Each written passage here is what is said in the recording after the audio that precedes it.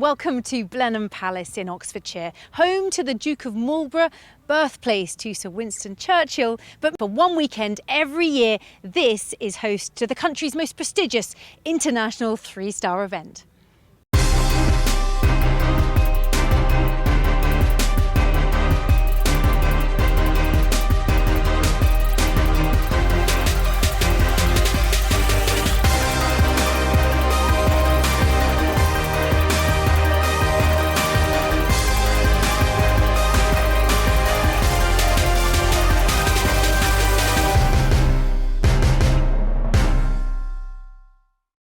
This year is the 25th anniversary of the Blenheim Palace International Horse Trials, and every year it gets bigger and bigger. There is just so much going on, as well as the CCI 3-star, which we're concentrating on in this programme. There's also a CIC for 8 and 9-year-olds, as well as the numerous events for amateur riders. There are pony clubbers, riding club riders here. But joining me to talk about that CCI 3-star is the 2011 winner, Piggy French. Hi, Piggy. Hi. You've got two horses here this year, haven't you? I do. I've got two horses. One is a 9-year-old doing his first 3-star. He's called Obus Cooley.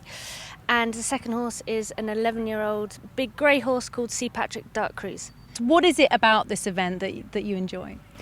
It's just a very special event in many ways, really. I mean, the place is fantastic. I mean, what a way to spend a week. This is our job, and you know, to come here at a venue like this and you know, by the time you get to this level, you are seeing what sort of horse you've got here. It's a 3-star competition. It's a tough competition. Many good riders bring good horses as a important stepping stone of their career to see if they deal with this very well, then you could have a future championship horse or a horse that heads to Badminton in the spring or something very exciting. So a lot depends on this, but it's just, you know, has a great atmosphere about it, and it's an exciting competition from many ways. If it can't be you, who's it going to be this year, do you think?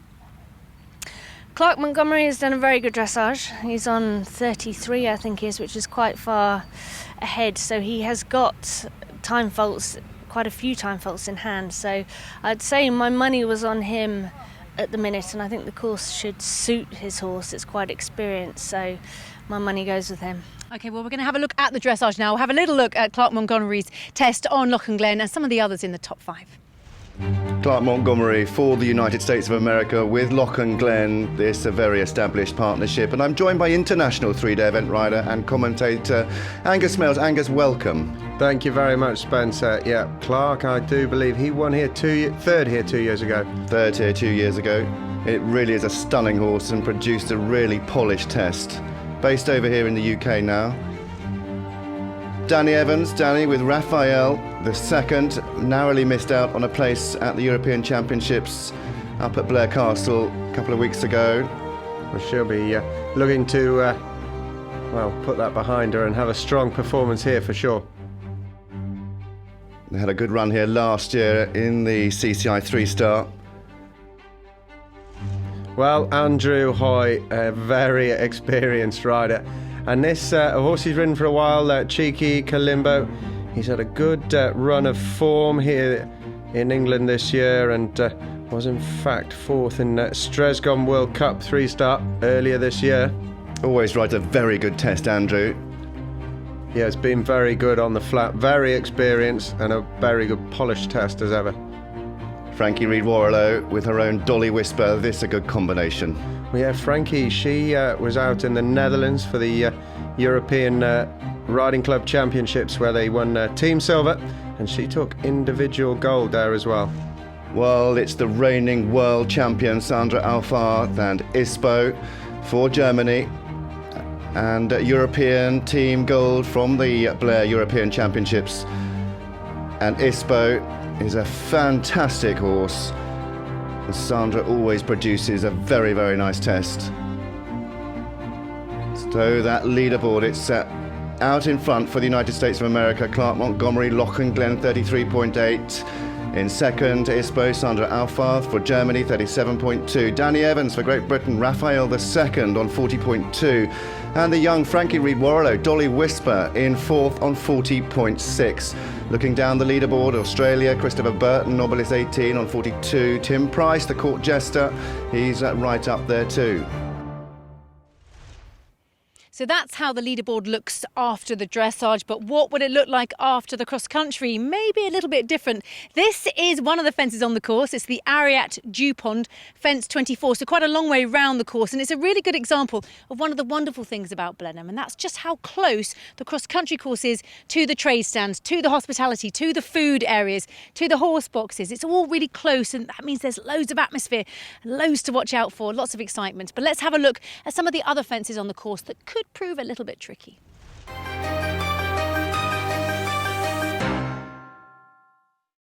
Right, we're just over halfway point in the course. We're coming to fence 17, which is the Cheltenham members fence, which is interesting terrain-wise. I know, because we've just jumped that massive fence before after coming out of the water. Hopefully we haven't got too wet, splashing across the lake, to run up this short, steep hill, and it just looks like we're jumping into nowhere. So you've got to get the horses' attention and get them to trust you, because they won't be able to see the landing side. The hills don't get any less steep as you're getting older. I think Tina and I are finding they're getting steeper and steeper every year we come.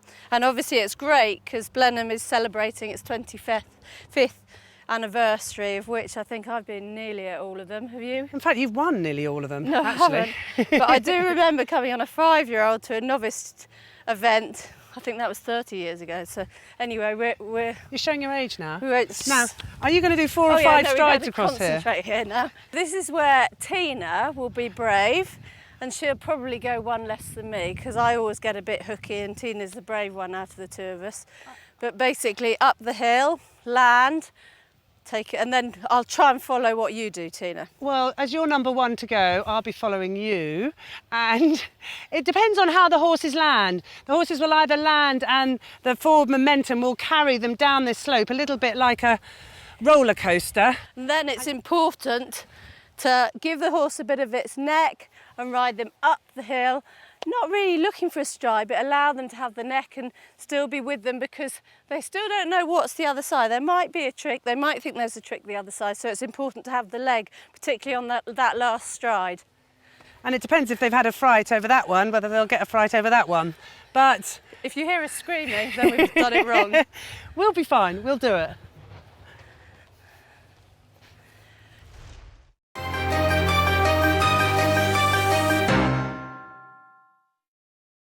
So fence 13 is the JCB Splash, the Blenheim Lake, one of the real feature fences on the course. We've had a few questions so far, but this is undoubtedly one of the serious ones. The A part is an angled hedge, very big fence, but inviting a run out if you're not dead straight. As the horse comes down that hill, he's going to be quite mind blown by the view, by the lake, the people.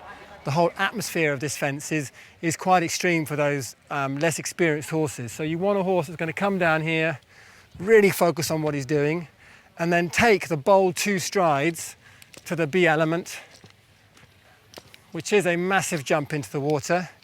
You've got quite a big drop on the landing side, and you really want the horses to land in a good balance before they gallop through. There is a long route, but I reckon at this stage most people will be having a go at going straight.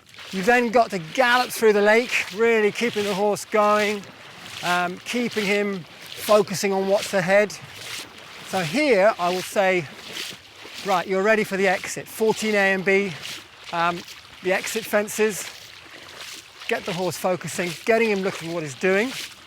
You've got a big jump up, and then you've got 2 strides to the triple brush, and again, it should ride well if you get a good shot up the step and you're riding nice and forward. But for the horses that land in a bit of a heap, you've perhaps got the option of the B route off to the left. But I think, again, most horses are going to stay straight, and the time here is going to be tight, and you're going to have to get on with it.